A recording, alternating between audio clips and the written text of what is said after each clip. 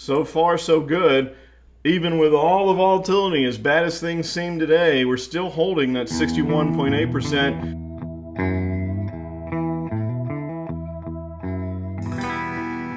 Hi everyone, this is Rob Roy of Elliott Wave Options, and welcome to this edition of the U.S. Market Update. Waited a couple extra days to post this one because we just finished the big financial summit out in Jackson Hole, Wyoming, where every year all the big financial gurus, including the Federal Reserve members, get together and have a summit and a get together and share ideas and talk policy, things like that. And I've mentioned this before, so I'll go through it real quickly, but we have such a different Federal Reserve now than we did under Alan Greenspan, where now these 2 days, every single Fed governor had a speaking slot, and they all were broadcast by CNBC. They had Steve Leisman out there, and they were interviewing each and every one of them throughout the days leading up to the big speech today, which was by Fed Chairman Powell, which was going to be this morning. You just never would have seen that. And if you watch the interviews, they really are basking in the glory of the fact that they're being interviewed on the financial networks. It's crazy to me to see it like that, especially when the Federal Reserve is under so much criticism right now. It seems like they would want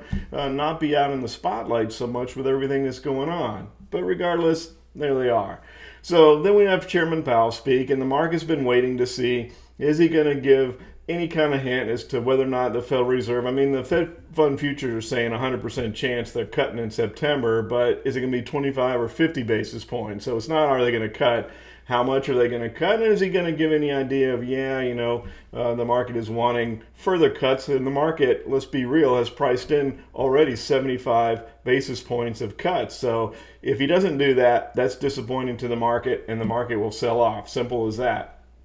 But he didn't really give the market exactly what they wanted today, but he said enough and kind of leaned towards the easing side, and the market was up. And then China announced that they're going to put some tariffs on some of our stuff. Big deal. We don't send them as much stuff as they send us, so it's not as big of a deal. But it's almost like President Trump got angry or whatever, and then he comes out with these tweets of who's the bigger enemy. Chairman Powell, I don't know if he thought that he was going to give an emergency rate cut today or what, but that wasn't the purpose. This was not a traditional FOMC meeting.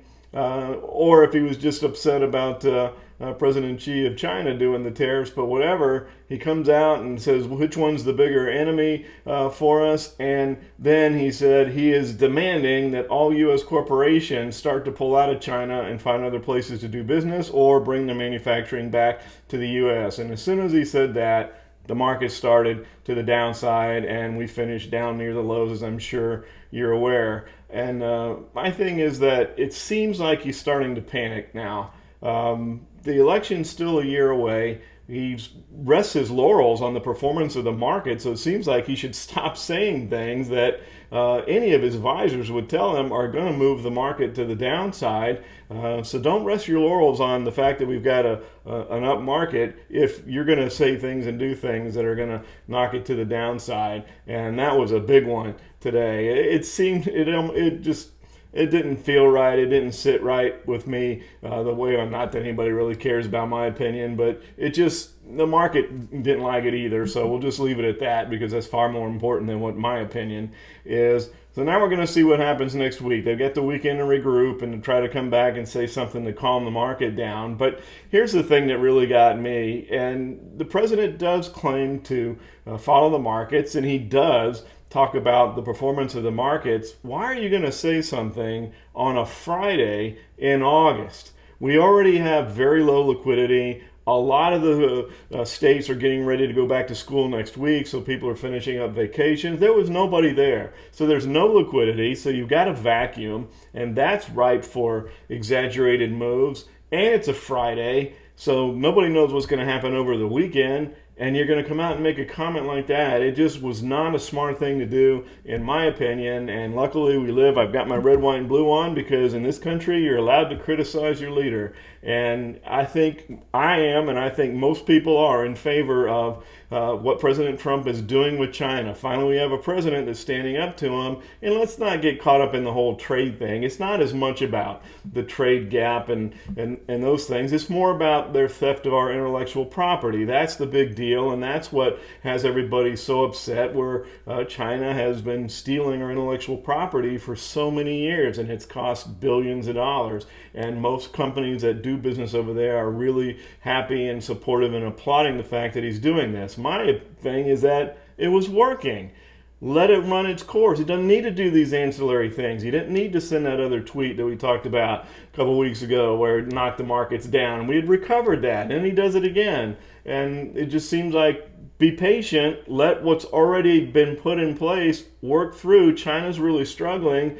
You don't need to step your foot on the throat and then just create this tit for tat thing and destroy the relationship so much that you can't make a reasonable deal because they don't want to talk to each other. So anyway, that's my soapbox speech. Thanks for listening. I know you'd rather get to the charts, so let's go ahead and get to the charts. If you like this stuff, again, please give us a like. Been doing this now for, as you're aware of, well over a year and a half, and talking about the markets and showing what we're doing, and things have gone extremely well over that past year and a half. You've been following us, and so if you know anybody else that you think would be interested, point them our way.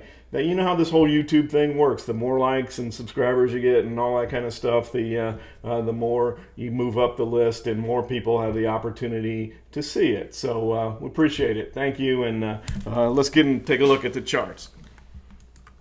So we'll take a look at the S&P to start with, and you'll see there's our big down day today. So big move lower, but the important thing here is we really haven't done any technical damage. If the market can hold here, we're still right in this no man's land here between support of the wave 4 correction and the current top of the wave 5 at 51%. So we're close enough to call that the 61.8% fib extension level. So that's a pretty good point of resistance.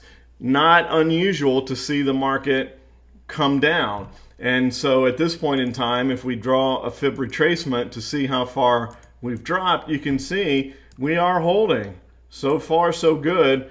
Even with all the volatility, as bad as things seem today, we're still holding that 61.8% fib level retracement. So from a technical standpoint on the SPY, there's no serious damage done yet. But again, we have to hold here. If we don't, and we go down and hit the 78.6 level, then everything changes and we'll have to regroup. But at least with what happened today, we're okay. We did need to fill this gap right here anyway.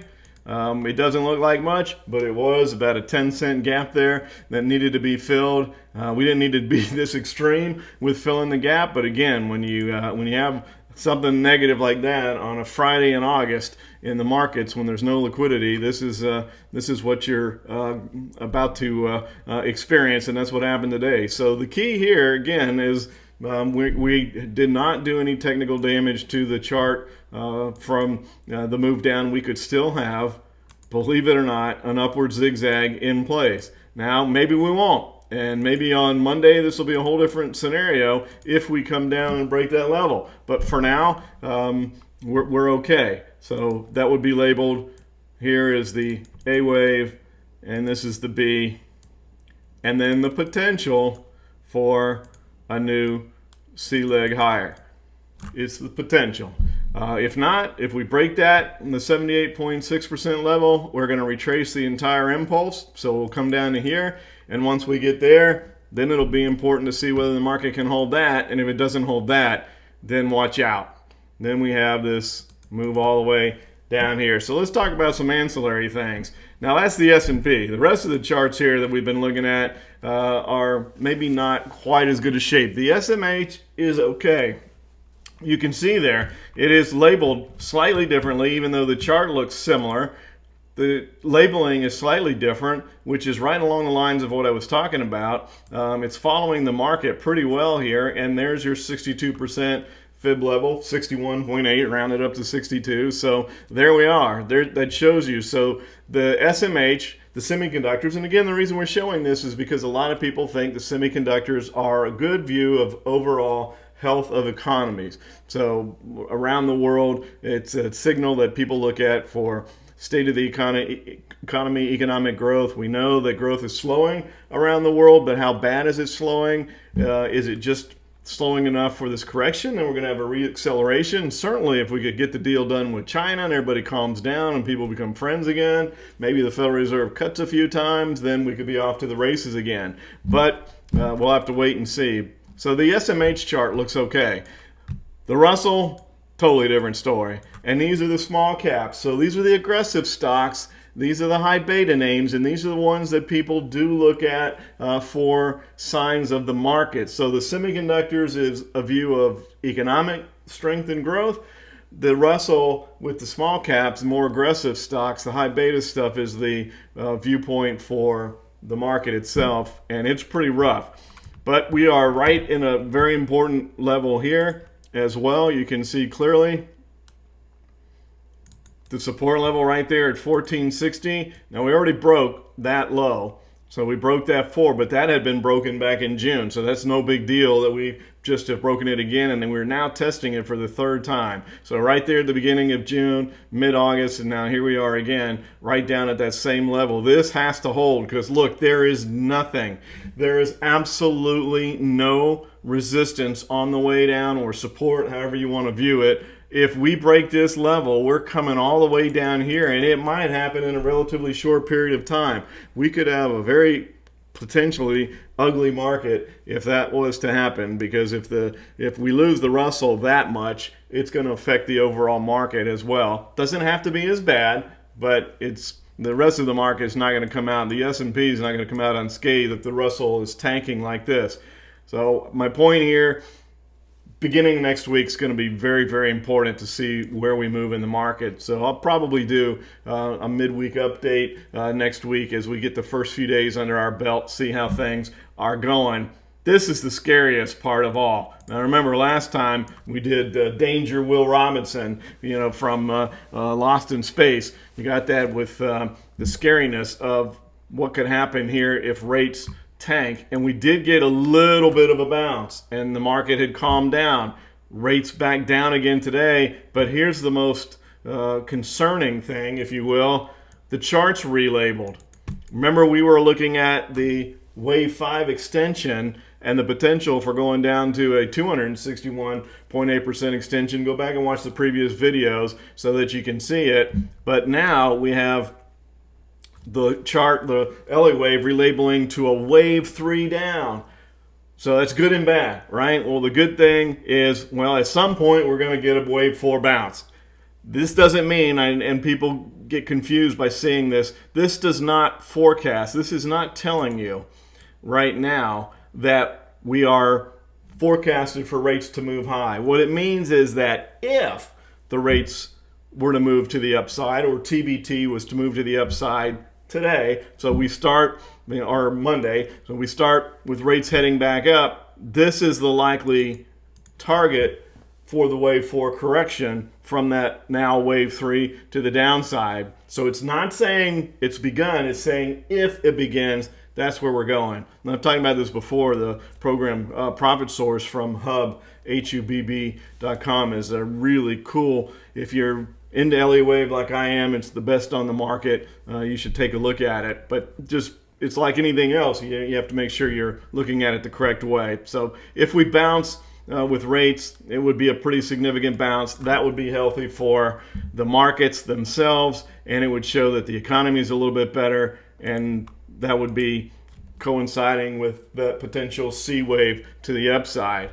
The negative side is you don't ever know when a wave 3 is going to end.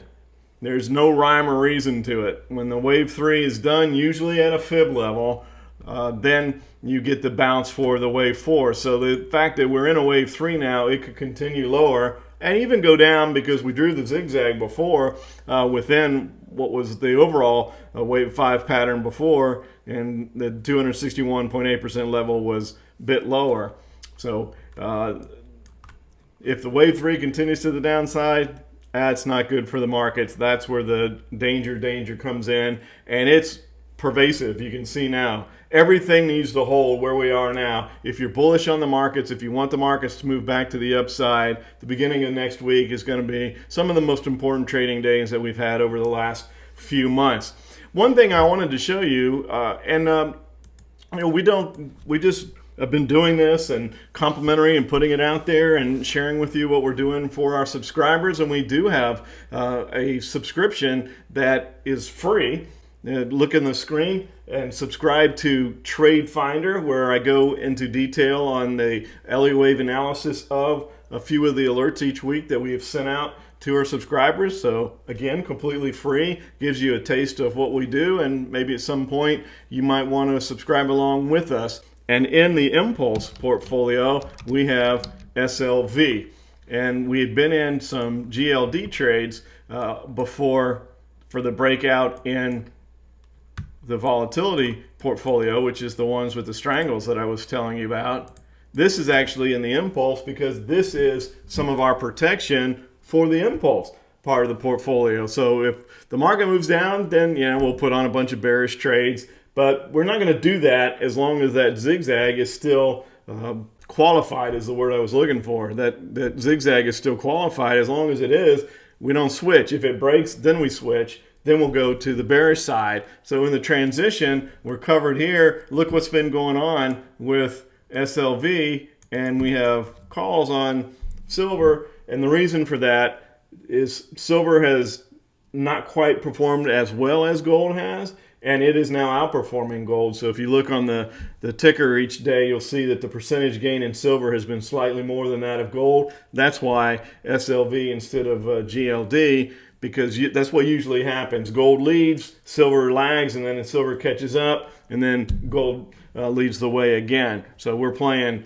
not only are we taking advantage of the fear factor with having the metals, the potential of the rates really dropping through the floor, but also the fear factor involved in the market. So with all those things, it's easy to see why both gold and silver are moving to the upside. So that gets you caught up. Thanks for listening to me. Again, with my soapbox, I know this was a long-winded one, but I'm so passionate about this stuff. I love talking about it, and I thank you again for listening. Take care, everybody.